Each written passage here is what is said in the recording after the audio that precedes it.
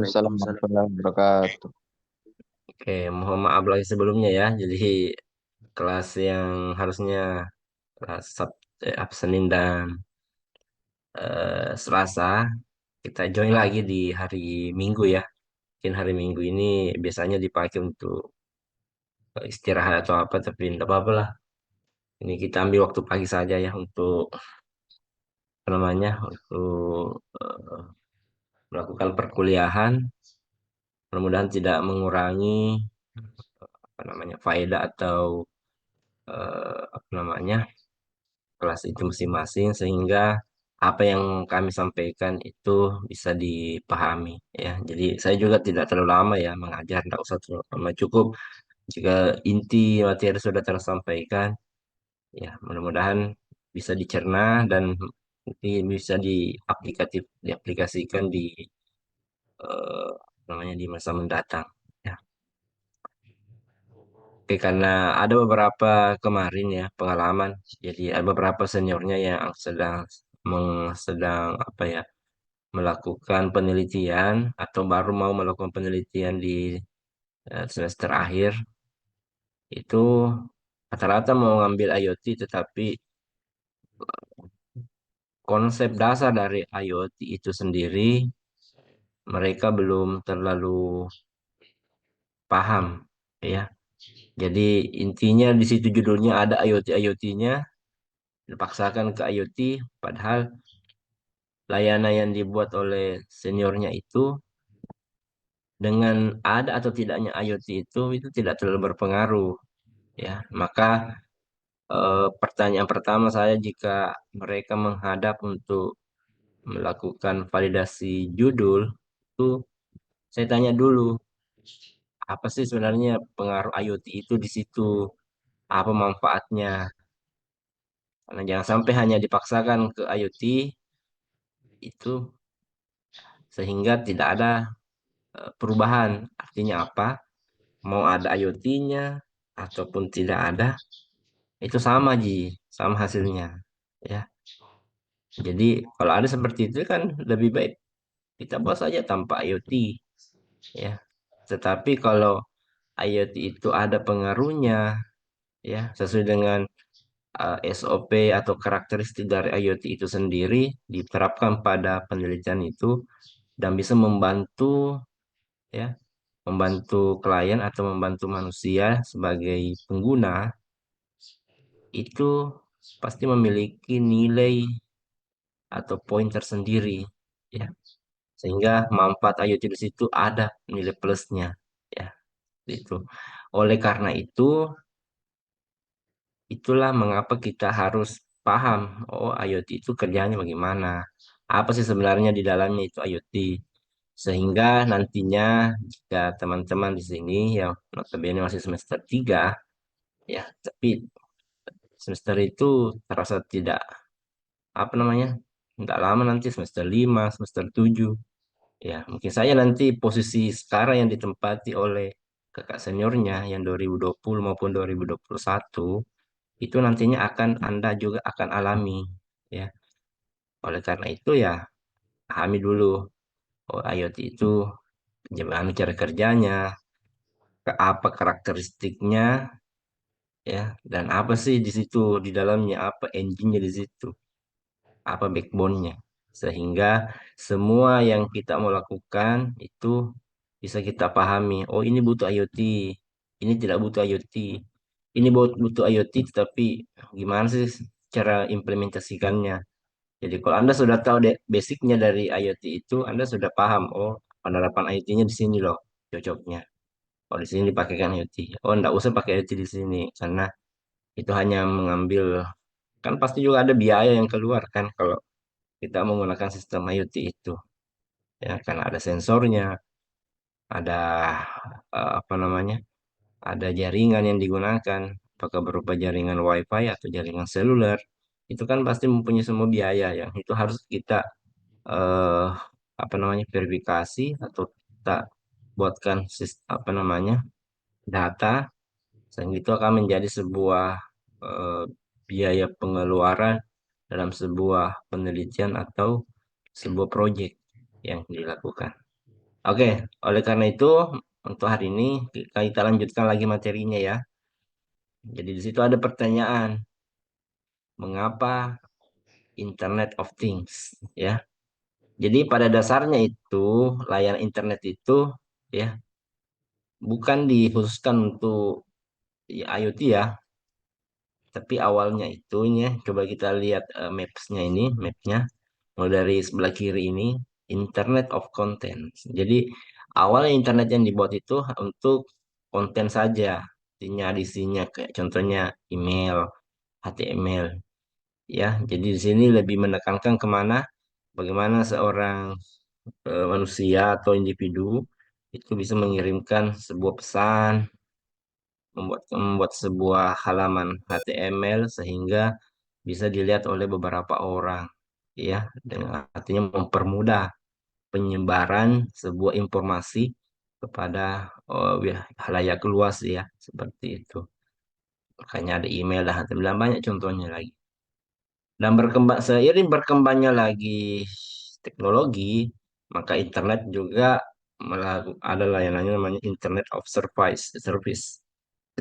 Ya, jadi sekarang kita lihat ya, banyak web atau layanan e-commerce ya, sehingga internet sekarang itu menjadi eh, apalagi ya di kalangan ibu-ibu ini e-commerce ini ya, sehingga banyaknya layanan belanja online ya, jadi orang tidak setengah mati lagi ke pasar, setengah mati ke mall.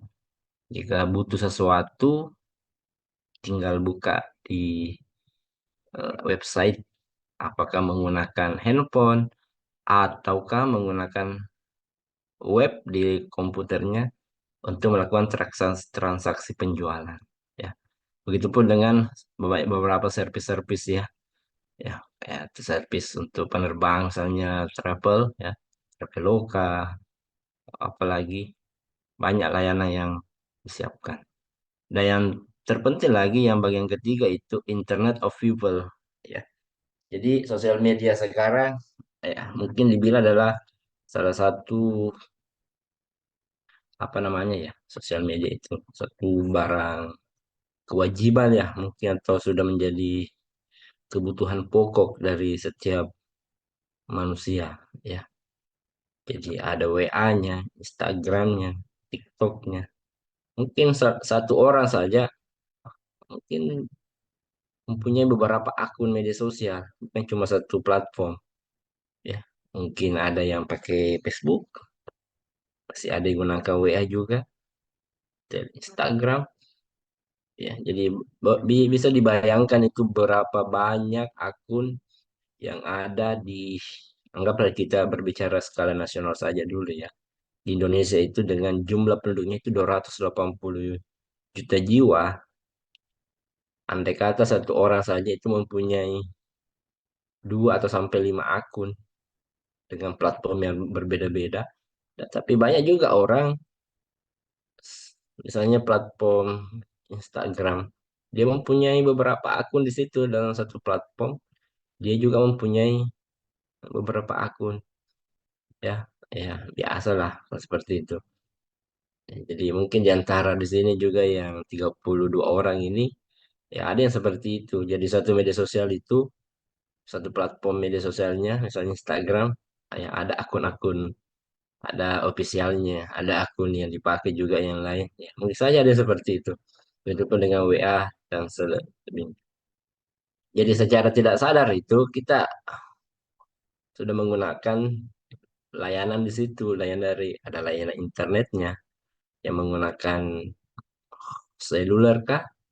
Kalau menggunakan handphone atau menggunakan layanan WiFi. Kalau misalnya kita ada di kampus atau di tempat-tempat yang menyiapkan layanan hotspot seperti itu. Nah, yang paling terakhir itu setelah internet itu untuk kontennya, ada juga untuk servisnya.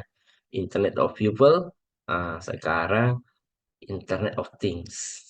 Ya, artinya things itu benda. Jadi kalau orang berkomunikasi itu ya wajar lah.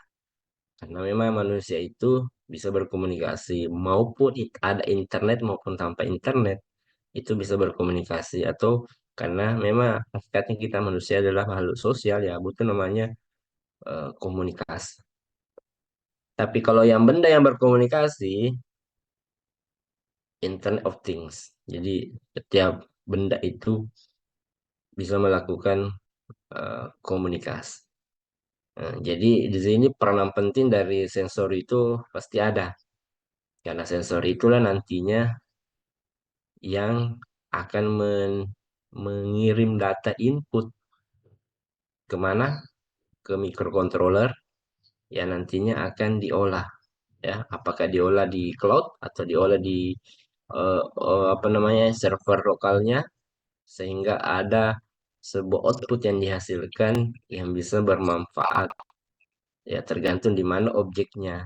Apakah contohnya di lahan pertanian, di laut, di peternakan, perikanan, tergantung di mana objeknya.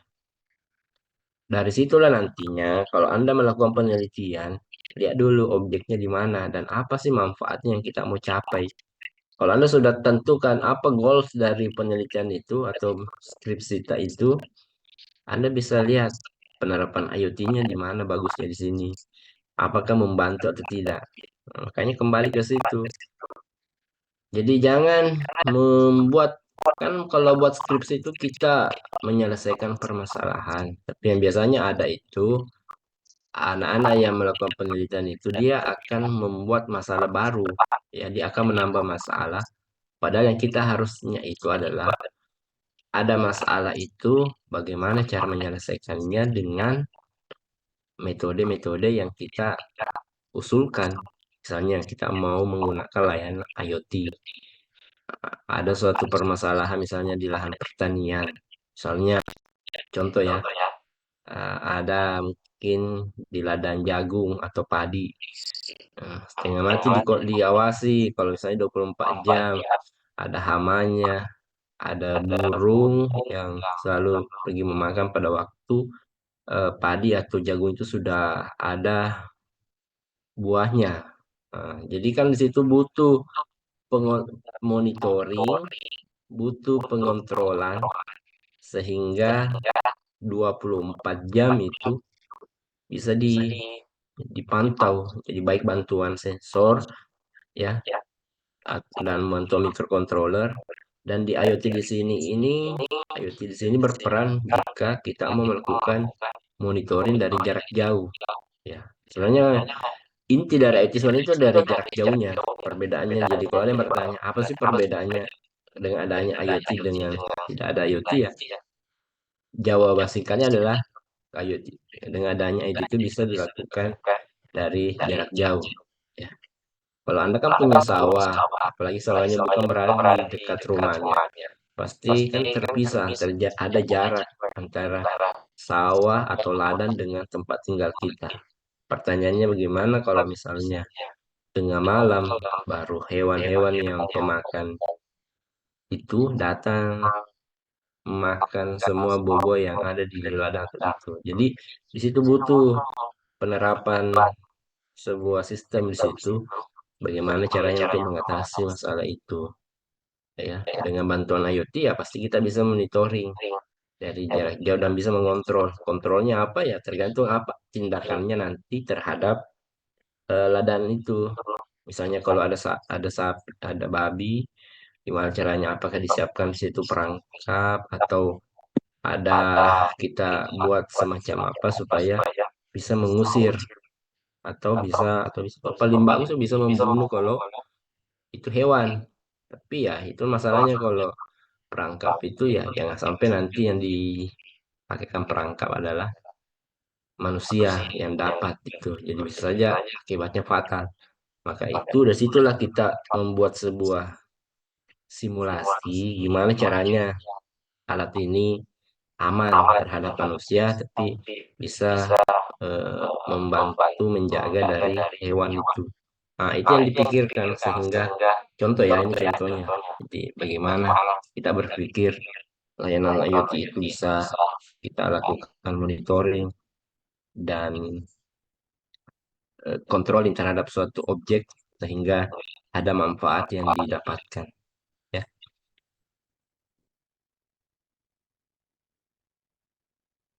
Lebih. Saya lanjut nih.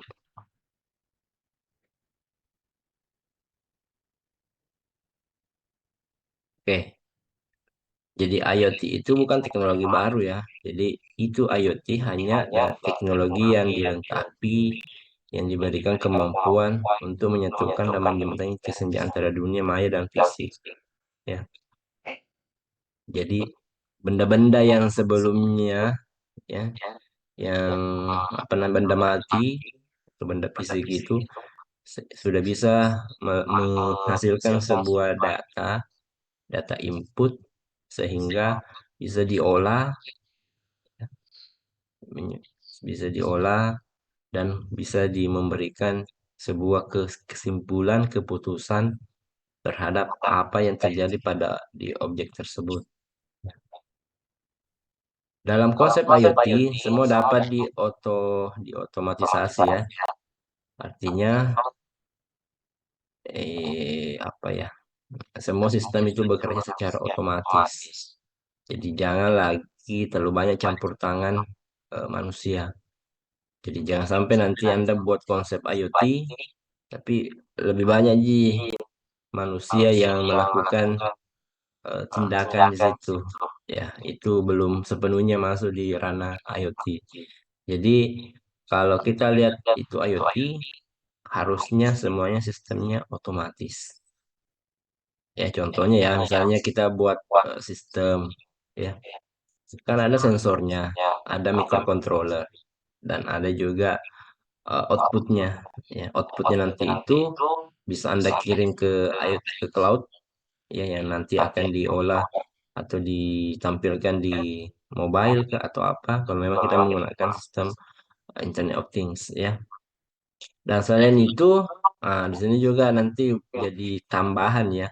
Jadi selain kalau nanti kita menggunakan IoT, baiknya juga kita memikirkan namanya kecerdasan buatan ya.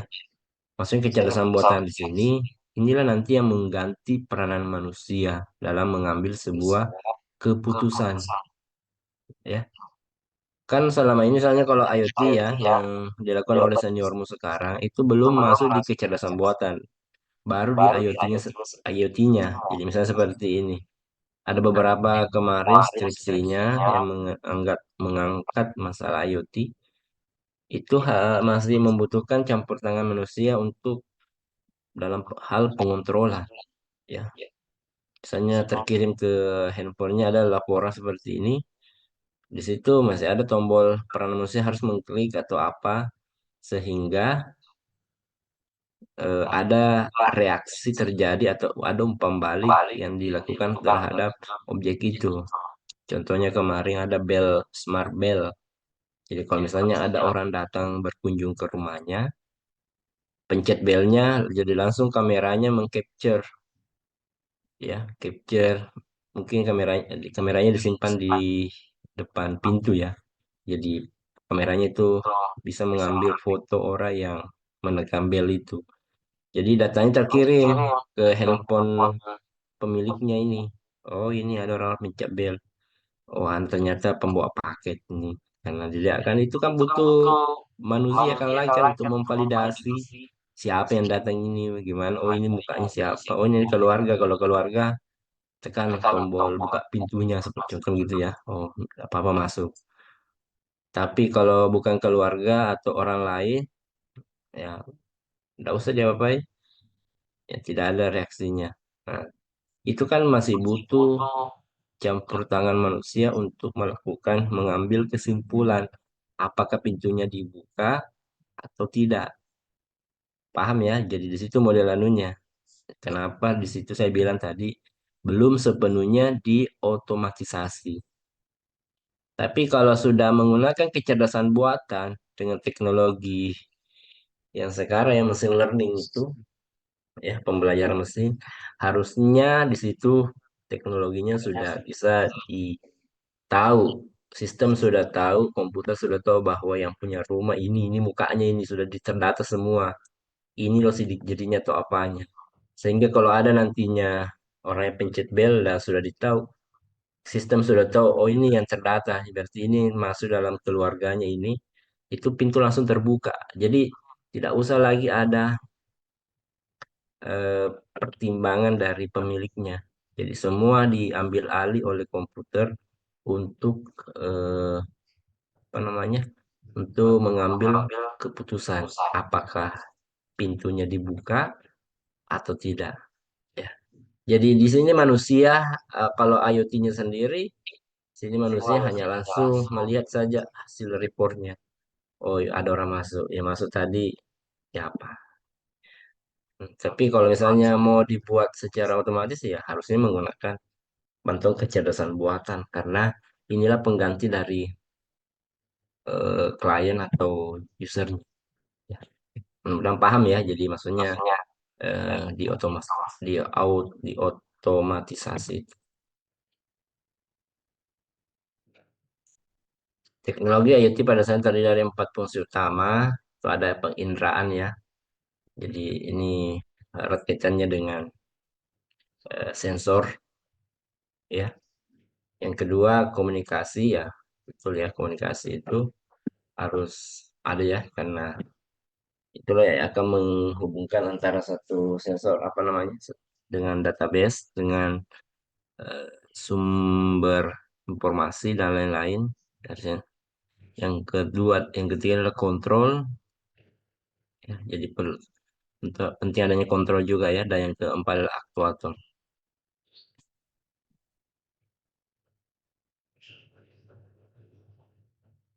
Kita lihat penjelasannya masing-masing.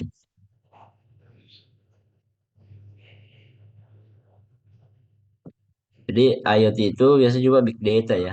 Nah, jadi kebetulan saya juga mengajar big data. Jadi salah satu yang penyumbang terbesar data yang ada di cloud ataupun di server lokal itu adalah itu IoT, sensor-sensornya. Karena sensor itu jika dibuat otomatisasinya selalu mengambil data dalam waktu sepersekian second atau sekian menit. Bayangkan ya dalam satu hari satu sensor bisa menghasilkan berapa data, record data. Ya,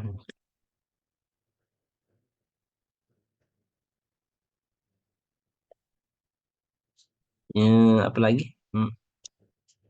Konsep IoT telah dirancang untuk melakukan beberapa tindakan khas utama, mengumpulkan data, transfer, mengirim, tukar, mengubah, menyimpan data, dan mempersonalisasi dan menjalankan data.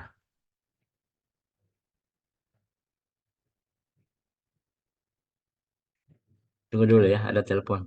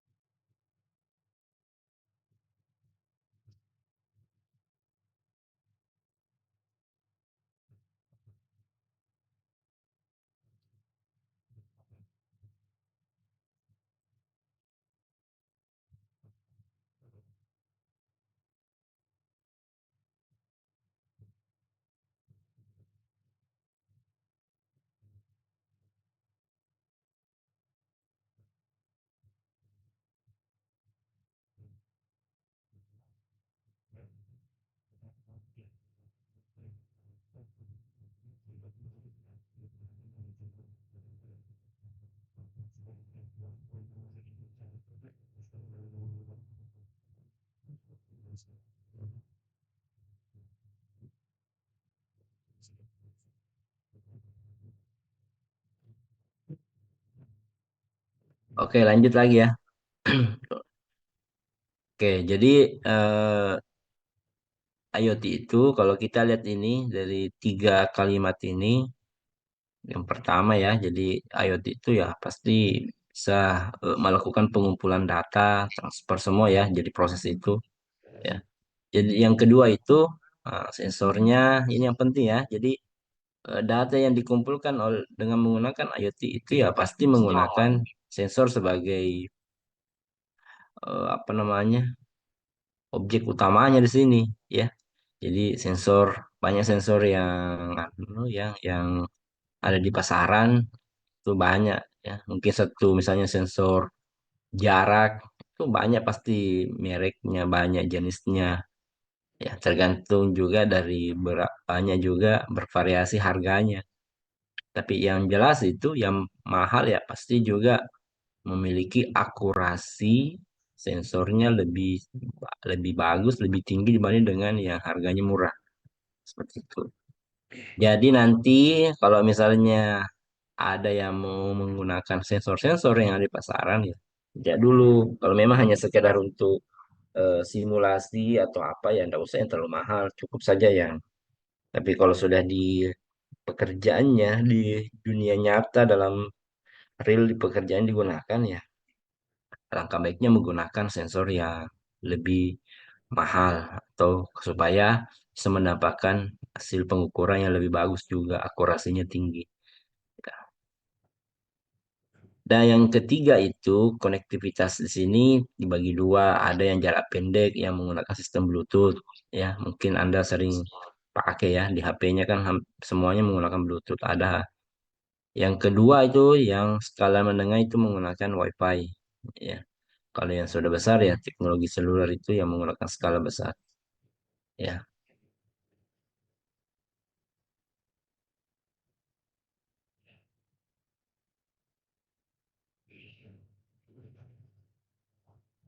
Oke, eh, bagaimana suara saya masih kedengaran ya atau gimana?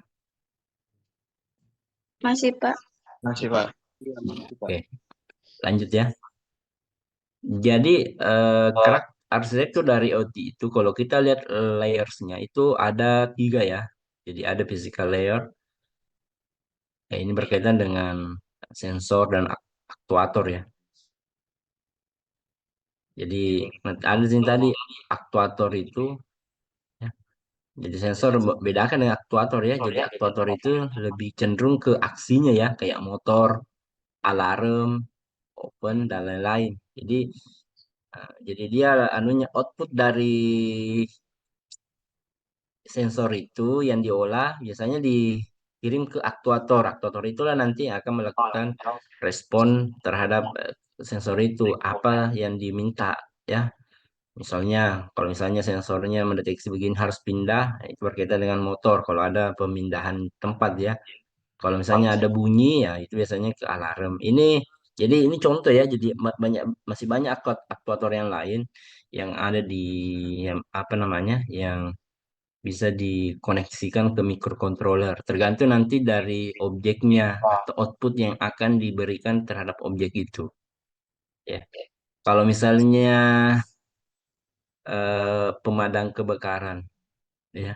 Jadi kalau misalnya kita buat simulasi atau prototipe pemadam kebakaran kan, output dari sistem itu pasti keluar airnya dan akan berpindah ya. Berarti situ ada motor. Nah, jadi kalau yang masalah penyemprotan airnya ya nanti lihat apa yang dipakai di situ sehingga air itu bisa keluar dari tangki bisa menyemprotkan kemana ke tempat yang ada yang terdeteksi ada api seperti itu.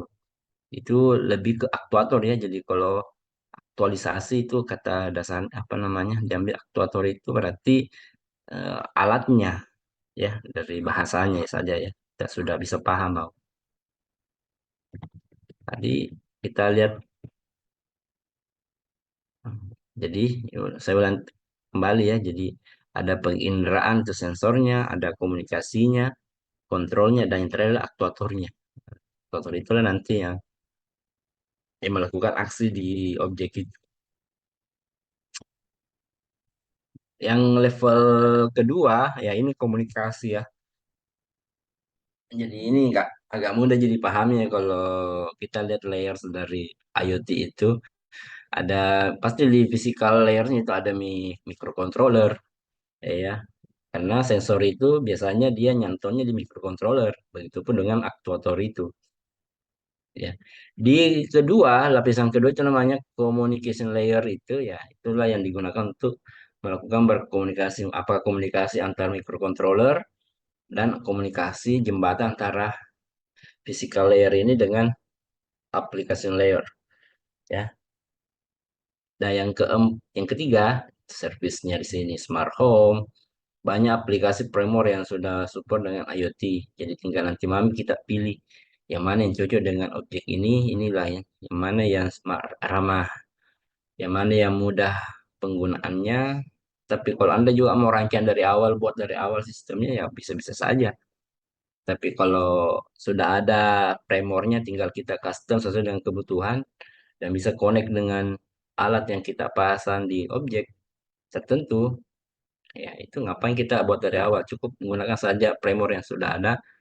Intinya ya bisa lakukan monitoring, controlling terhadap objek yang kita teliti, yang kita buatkan sistemnya dan lain-lain seperti itu.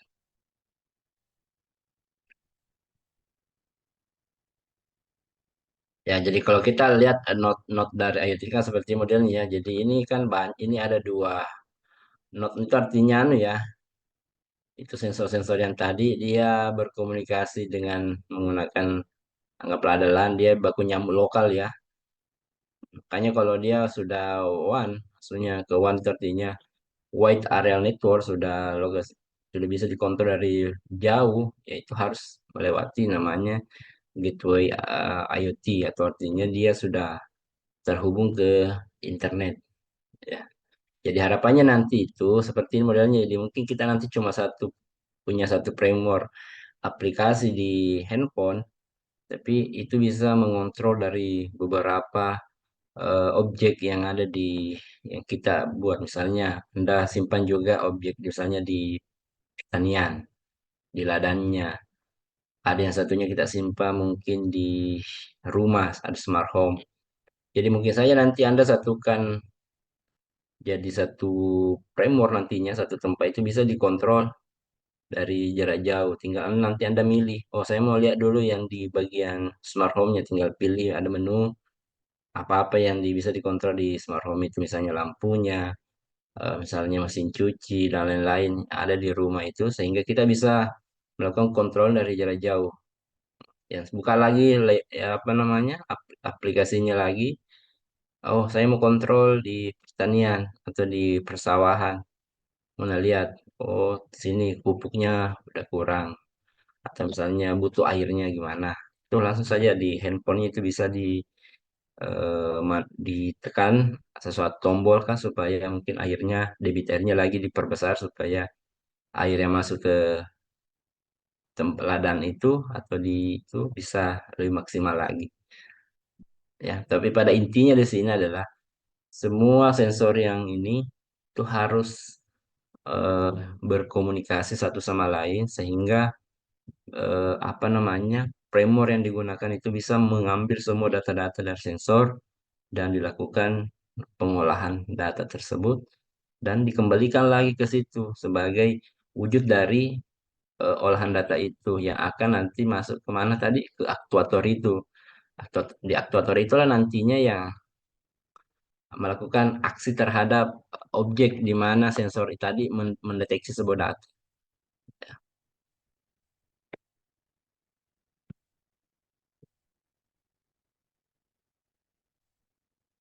Oke, kapan penggunaan IoT? Jadi kita mengat ya, jadi kita dapat memanfaatkan sepenuhnya teknologi ketika kita mengatasi sebuah tentang keterbatasannya. Ya, jadi harus memenuhi ini ya 4S ini simple, secure, smart dan scalable ya. Jadi keamanannya itu yang penting ya. Jadi jangan serta-merta mau menggunakan IoT tapi tidak memperhatikan masalah security-nya, keamanannya. Karena data yang dikirim itu jangan sampai nantinya datanya bocor dan bisa diambil alih, diambil, di copy oleh orang yang tidak bertanggung jawab. Ya, jadi jangan sampai nanti ada hacker di dunia IoT. Karena yang seperti itu, karena data IoT tadi kan Anda sudah tahu tadi bahwa IoT itu salah satu penyumbang terbesar data yang ada di big data itu, ya, selain dari media sosial. Karena kenapa? Sensor itu jika mengambil data kita sudah tentukan pengambilannya setiap berapa detik atau berapa menit, maka sensor itu akan selalu mengulangi itu tanpa ada namanya rasa capek dan lain-lain. Ya, karena sudah terprogram oleh komputer dan bekerja dengan secara otomatis. Makanya IoT itu ya konsistensinya itu pasti lebih besar dibanding dengan media sosial. Cuma kalau media sosial itu kenapa dia yang paling tinggi ratingnya? Itu karena di seluruh dunia itu kan hampir semua individu menggunakan media sosial untuk berkomunikasi. Ada yang update statusnya lagi ada yang menggunakan teks, ada pakai gambar, ada video. Itu kan nanti masuk semua di dalam server itu. Ya, maka dari itu jangan heran jika penyumbang terbesar dari data itu di seluruh dunia itu adalah dari media sosial. Ya, yang dibawanya itu adalah sensor yang IoT itu sendiri.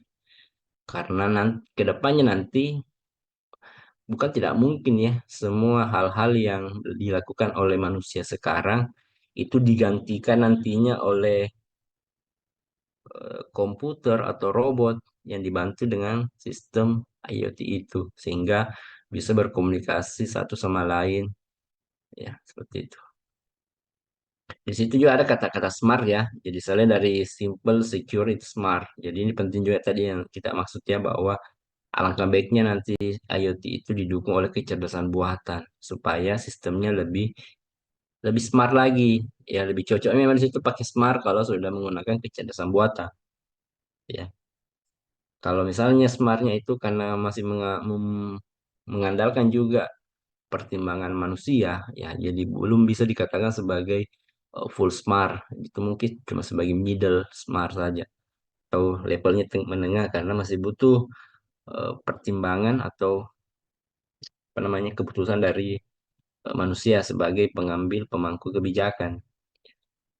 Scalable ya. Jadi ini skalanya juga apa ya? Ayo.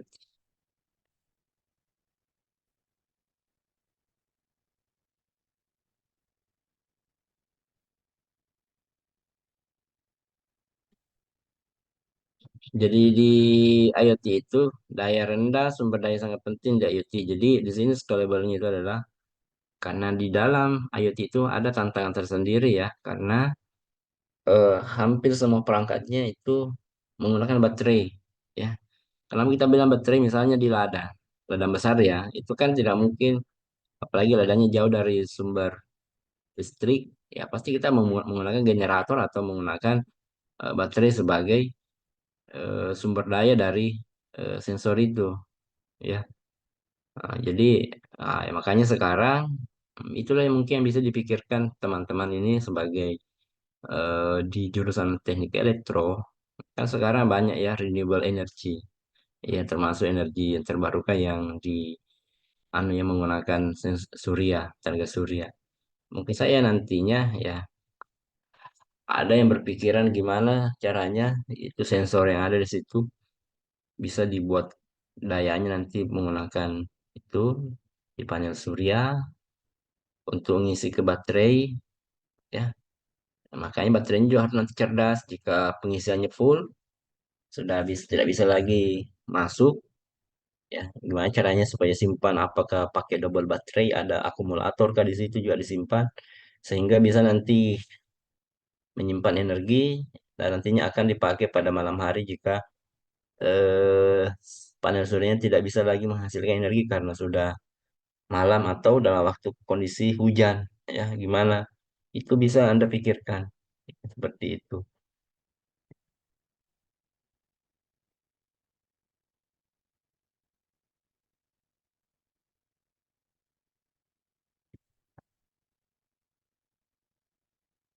Jadi ini ada beberapa karakteristik IoT ya.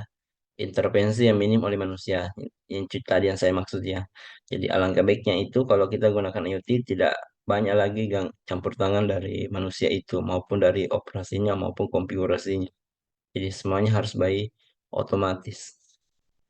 Waktu pakai baterai yang lama karena sebagian besar IoT adalah perangkat yang dipusatkan dengan ya ini juga butuh anunya. Jadi kalau nanti Anda cari masalah, misalnya masalah yang di lapangan, lihat dulu juga. Jadi mungkin saja nanti yang bernaung di konsentrasi kelistrikan, ya mungkin juga baterai butuh ini, butuh penelitian yang lebih lanjut. Gimana cara eh, membuat awet itu atau gimana cara mengadopsi teknologi supaya baterai itu bisa awet tahan ya untuk menyupport ke perangkat IoT itu supaya bisa tahan lama.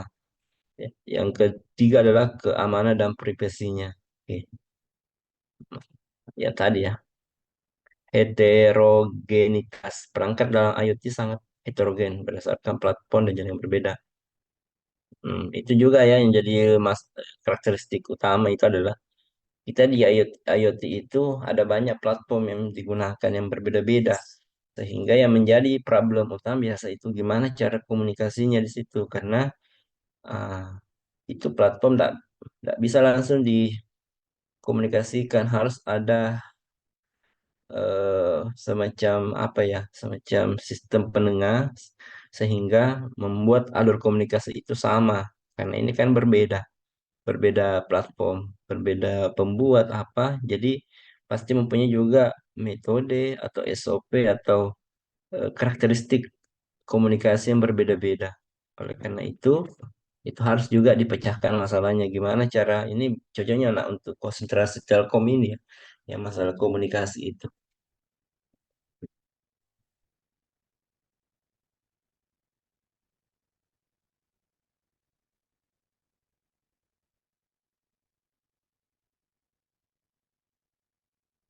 Ini tantangannya ya. Jadi eh, apa namanya?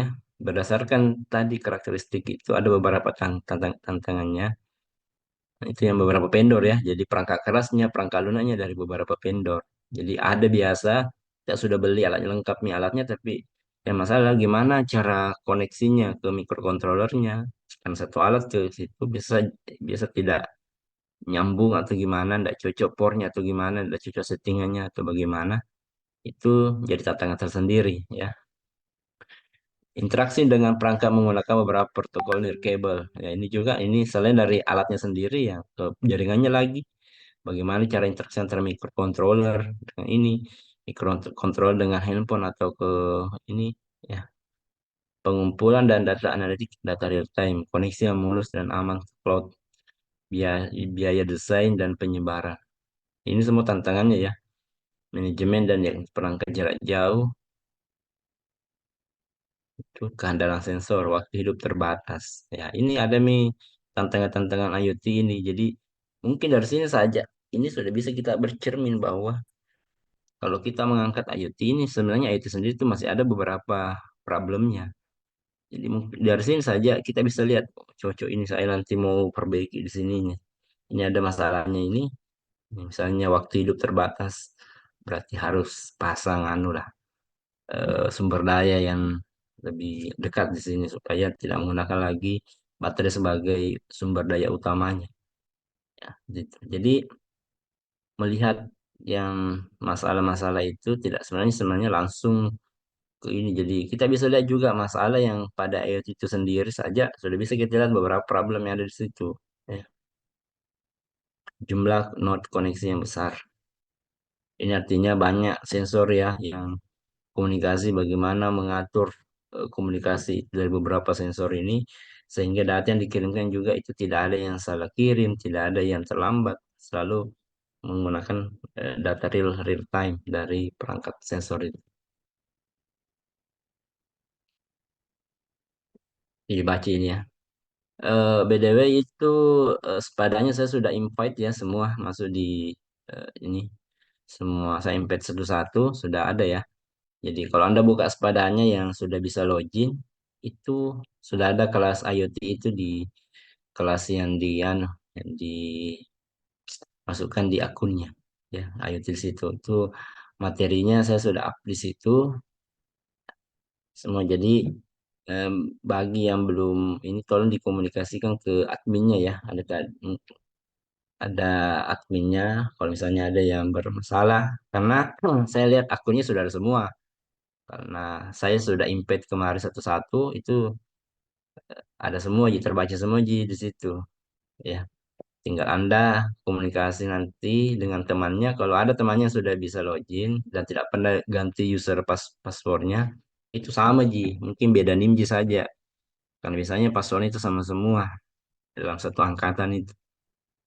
Tapi kalau ada yang sudah ubah ya jangan diikuti. Ya.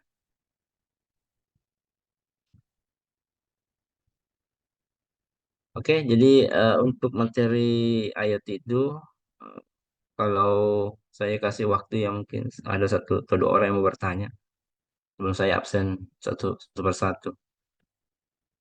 Ada yang mau ditanyakan?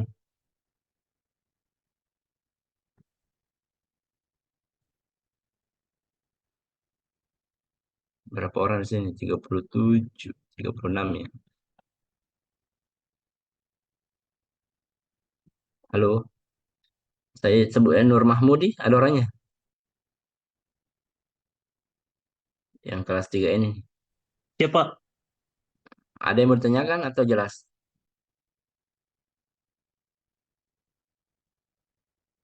Ada yang mau ditanyakan atau sudah tidak ada lagi? Saya Pak, izin bertanya Pak. Siapa ini? Ahmad Nuraji Pak, kelas Oh, 3M. oke, silakan Mat.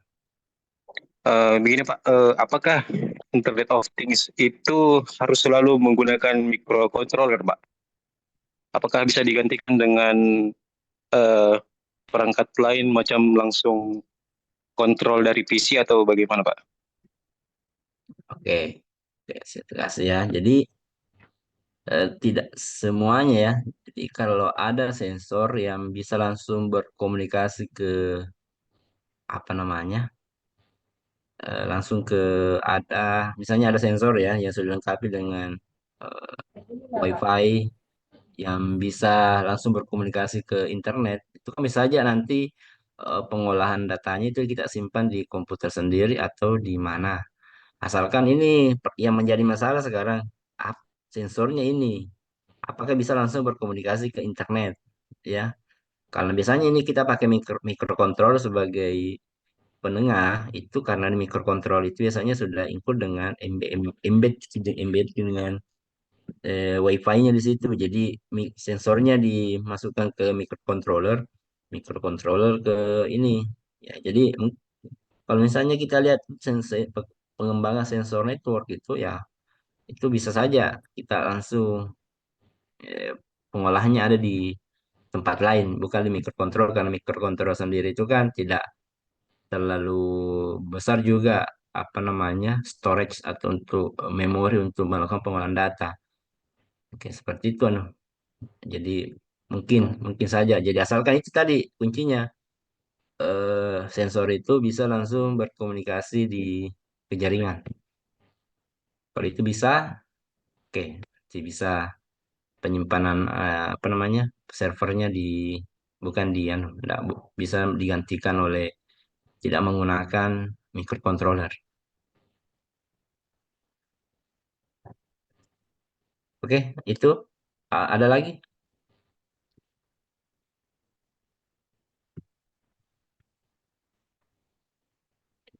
Kalau tidak ada ya, Kopsingku itu ini ada yang ada beberapa yang tidak hadir nih. Saya coba lihat saya dulu, Ces.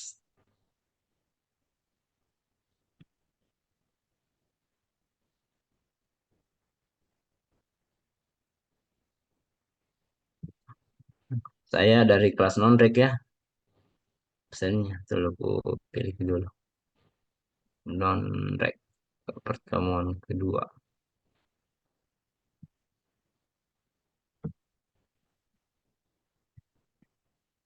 Mana bisa? Bisa.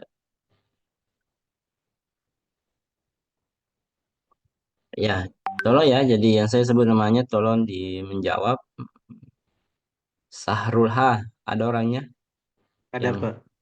yang mana? Betul, betul. Saya cari dulu. Ya, oke, Sahrul ya. Hendriawan, ini angkatan 23 ini ya. Hendriawan, nggak ada ya. Ayu Andini, Hadir, Pak. coba lagi Bu, open mic lagi ayo. Ya, Pak. Oke. Ahmad Nur Rajab, Rajib ya ada tadi.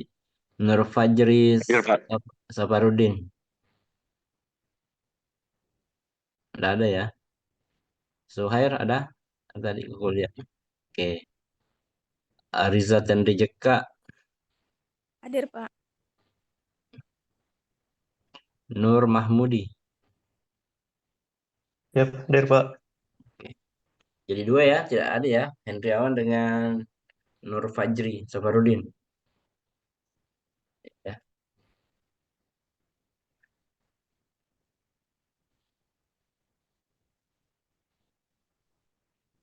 Kelas apa lagi? Kelas B.